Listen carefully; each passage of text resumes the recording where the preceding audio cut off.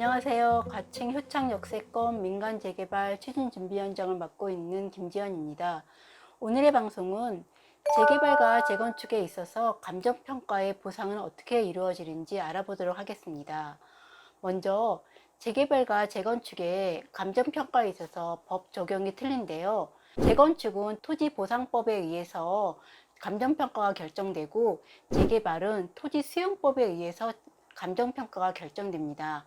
그래서 재건축은 토지보상법이기 때문에 시세가 다 반영되는 감정평가가 이루어지고요. 재개발은 토지수용법에 의해서 보상 절차가 이루어지기 때문에 개발이익이 배제됩니다. 즉, 재건축은 이익까지 반영된 보상이고 재개발은 이익이 반영 안 된 보상이 이루어지고 있습니다. 이렇게 들으면 공공이나 민간개발이나 무슨 차이가 있나 하는데 그렇지 않습니다. 공공개발이나 민영개발 모두 감정평가에 있어서는 차이가 없으나 감정평가하는 시기가 다르기 때문에 큰 차이가 발생합니다. 더하여 민간개발은 소유주 여러분에게 비례율에 의하여 개발 이익을 모두 돌려주기 때문에 민간개발이 훨씬 더 유리합니다. 다음으로 재개발에 있어서 공공개발과 민간개발에 어떠한 차이가 있는지 살펴보겠습니다. 공공개발에서는 먼저 감정평가사 수가 3명입니다. 그리고 민간개발은 감정평가사 수가 2명입니다.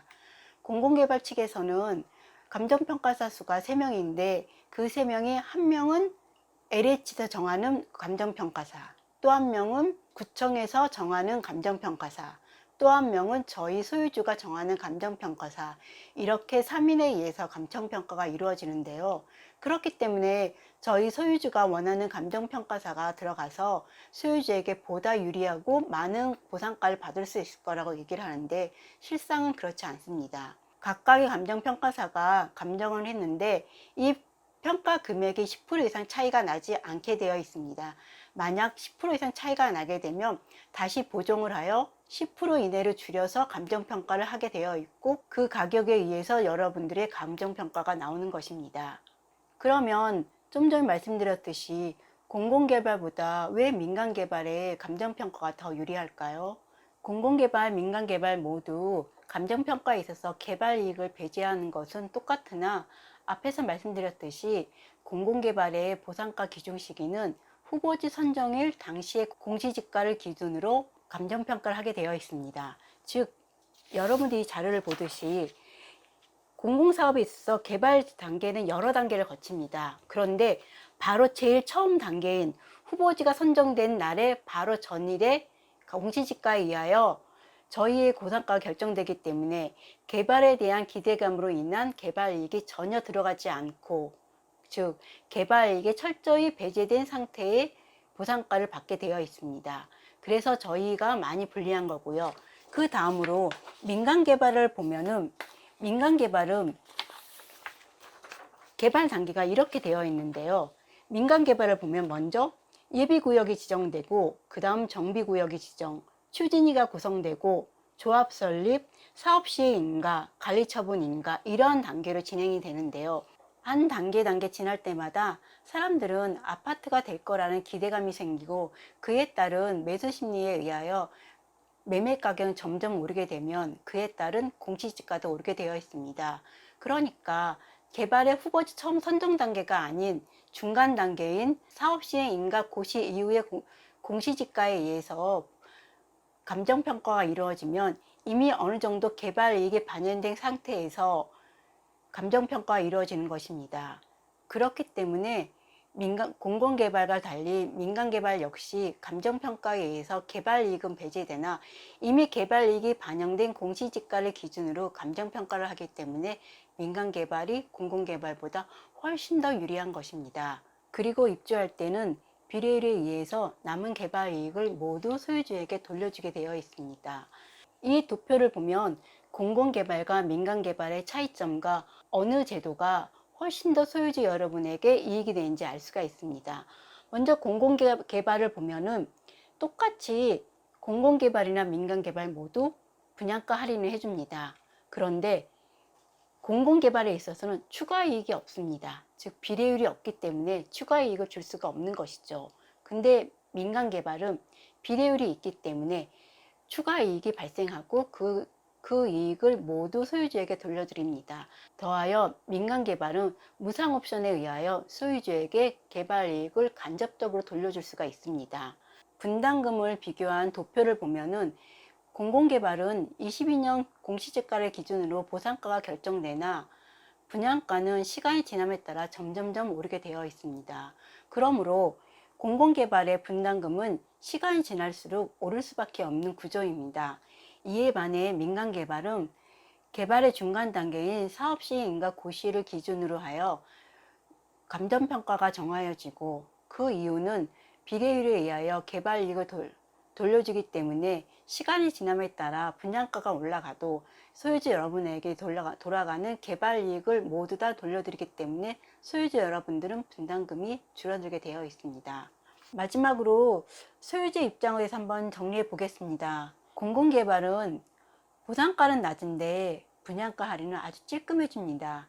이에 반해 민간개발은 높은 보상가에 더 큰 분양가 할인, 이에 더하여 비례율로 추가이익, 더하여 시공 품질도 아주 우수합니다. 여러분은 같은 재개발이라도 어느 걸 택하고 싶으십니까? 소유주 여러분, 내년 4월 2일까지 공공개발 동의서 진구기간인 건 아시죠?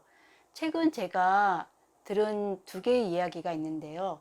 먼저 첫 번째는 공공개발 찬성집행부가 노인정에 복숭아 한 상자를 사가지고 방문하여 우리 구역이 삼성과 LG가 건물을 짓기로 하였고 44층으로 결정되었다.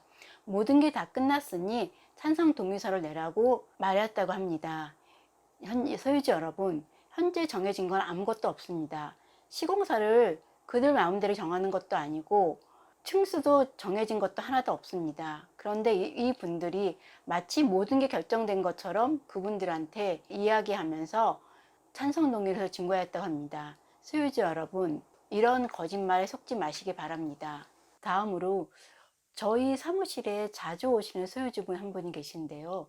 그분이 저한테 뭔가 걱정스러운 듯이 오늘 물어보는 거예요. 제가 그래서 무슨 말이냐고 여쭤봤더니 그분 말씀이 본인이 공공개발을 찬성을 하였는데 그 공공개발 집행부에서 분담금이 한 개도 없다고 말씀하셨다고 합니다. 그래서 얼른 찬성하라 그래서 공공개발에 찬성을 하였는데 진짜 분담금이 없냐고 여쭤보시는 거였어요. 그분은 빌라를 갖고 계신데 분담금이 한 푼도 없을까요? 공공개발 집행부 측에서는 과연 이 말에 대해서 책임을 질까요? 그 소유주분은 공공개발 집행부가 그렇게 말을 했으니 책임을 질 거라고 그러면서 철석같이 분담금이 한 푼도 안 나온다는 그 말만 믿고 계시는데, 제가 오늘 자세히 설명해 드리면서 분담금이 없을 수는 없다. 더구나 빌라를 보유하시고 계시는데 어떻게 분담금이 없겠냐 하시니까 공공개발 집행부에서 분담금은 단 한 푼도 없다고 동의서를 제출하라고 하셨다고, 그러면 그분이 책임을 져야 되는 거 아니냐고 말씀하시더라고요. 소유주 여러분, 과연 그분들이 책임을 지실까요? 그 소유주분은 공공개발 집행부 분과 LH 직원이 책임을 져 주실 거를 믿고 있더라고요. LH 직원분들 그 자리에 계속 있는 거 아닙니다. 민간개발 조합이야 계속 그 자리에 있고 또 잘못하면 해임되기 때문에 말에 책임을 지고 소유주 여러분에게 거짓말을 하지 않지만 LH 직원분들 그 자리에 저희 개발 끝날 때까지 계속 있을까요? 그분들 순환직이기 때문에 1년 내지 2년 있다가 다른 자리로 올라갑니다. 그럼 그분들 말씀하신 거 아무런 책임도 없고요. 새로운 분이 오시면 자기는 모른다고 하시면 끝입니다. 그리고 LH 직원은 법에 따라 움직이지 그분들이 말한다고 책임지는 것이 아닙니다. 그리고 공공개발 집행부 분들이 과연 책임을 져줄까요? 그분들은 창산동에서 한 장 더 받는 게 중요하지 자기 말에 책임지는 게 중요하지 않습니다. 소유주 여러분, 공공개발 집행부에서 분담금 하나도 안 드리고 아파트 받는다고 말씀하시면 그에 대한 이행 확약서를 꼭 받으세요. 그걸 받으시고 공공개발 찬성 동의서 작성해 주셔야 합니다. 그렇지 않으면 그분들은 어떠한 책임지지도 않고 그에 대한 책임은 소유자 여러분들이 책임을 져야 합니다. 꼭 명심하세요.